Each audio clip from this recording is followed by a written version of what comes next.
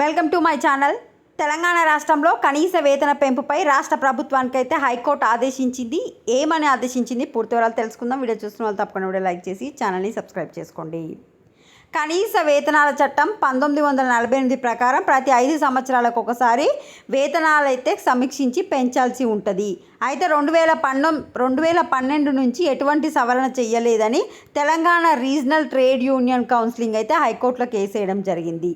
అయితే రాష్ట్ర ప్రభుత్వం 2021లో మేము జీతాలు పెంచుతున్నామని 5 జీవోలు జారీ చేసింది. బట్ వాటిని గెజిట్ ప్రచురించలేదు. ఇప్పుడు అసంఘటిత సంఘటిత రంగాల్లో పనిచేసే కార్మికుల కనీస వేతనాలు పెంచుతూ 2021లో ఇచ్చిన జీవోలను అధికారిక గెజిట్లో ప్రచురించాలని హైకోర్టు రాష్ట్ర ప్రభుత్వానికి ఆదేశించింది. అంటే మీరు ఏమైతే జీవోలు ఇచ్చిరో వాటిని గెజిట్ ప్రచురించి మీరు అమలు చేయండి కనీస వేతనాలని హైకోర్టు చెప్తుంది. అయితే ఆదేశాలు జారీ చేసి దాదాపు 18 నెలలు గడుస్తున్నా ఇంకా గెజిట్ ప్రచురించలేదని, పెంచిన కనీస వేతనాలు అమలు చేయడం లేదని పేర్కొంటూ మళ్ళీ కోర్టు ధిక్కరణ వ్యాజ్యం దాఖలైంది. ఇలా గవర్నమెంట్ ఇట్లా పెంచినది కూడా అమలు చేయకపోవడం వల్ల దీని ప్రభావం 47 లక్షల కుటుంబాలపై పడిందని తెలిపారు. వాదనలు విన్న ధర్మాసనం ప్రభుత్వానికి ఆదేశాలు ఇస్తూ తదుపరి విచారణ జూన్ 10కు వాయిదా పడింది.